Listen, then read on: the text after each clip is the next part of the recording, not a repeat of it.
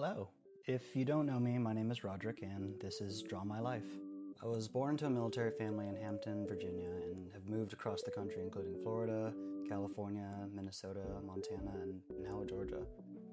I was a really nerdy emo kid that struggled making a lot of friends growing up, to where I kind of developed like a chameleon-like personality to blend in depending on what kind of people I was surrounded by. After I graduated high school, I moved from Montana to California to go to college as a psychology major.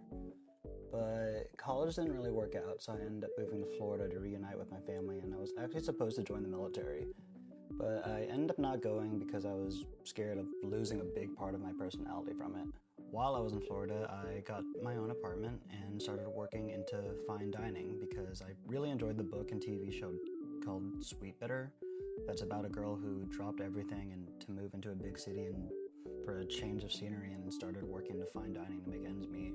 During that time, my chameleon instinct somehow slowly creeped into my work, where I got really into the role of being a fine dining server. Like, I was borderline like Alfred from Batman, asking if my tables preferred sparkling or spring water. One time when I was serving there was this convention going on called Pensacon, where a lot of celebrities would come in for meet and greets, and the whole cast for the Wild Thornberrys actually came in for a private dinner party that I was chosen to serve. They actually saw right through my pompous act and asked me, "Are you an actor?" And I instantly broke character and replied, "No." And they were like, "Well, I think you would be really good." At the time, I didn't really think much of it since I had no acting experience behind my belt, but I saw an ad for Adrian Armonte, who played Esteban in The Sweet Life of Zack and Cody, who was looking for actors.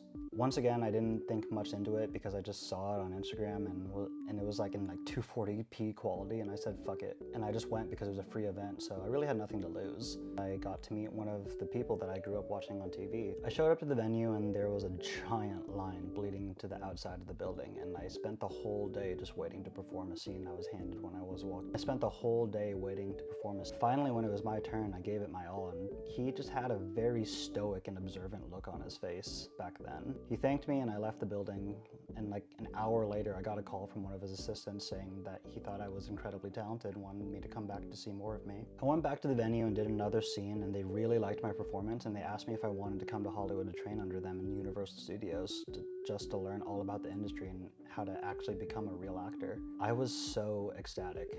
Naturally, I could not turn the opportunity away. I had 6 months to get ready for my flight to LA to train under a bunch of Nickelodeon and Disney stars from my childhood. In that in-between time, I knew I had to get some headshots done before I left, and coincidentally enough, one of my coworkers at the time was a rapper who had a hit song at the time.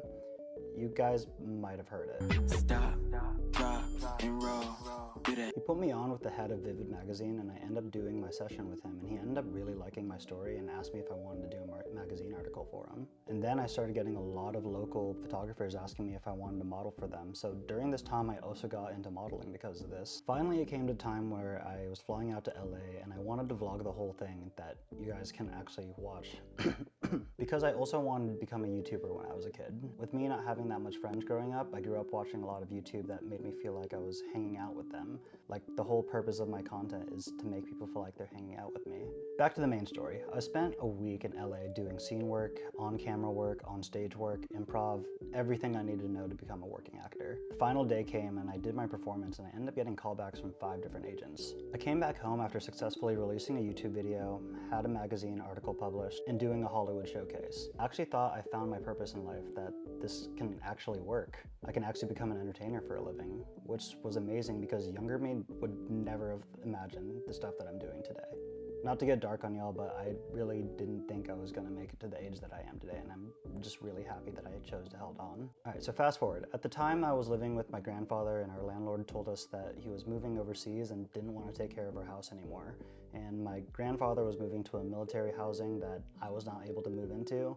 So I quickly asked everyone I knew from Atlanta that I met from working on the sets like The Walking Dead and Disney's Descendants, until I finally found someone who knew someone that was looking for another room. I packed up all my stuff and moved to ATL not knowing who any of my roommates were, and came in with a mindset that this is going to work because it has to.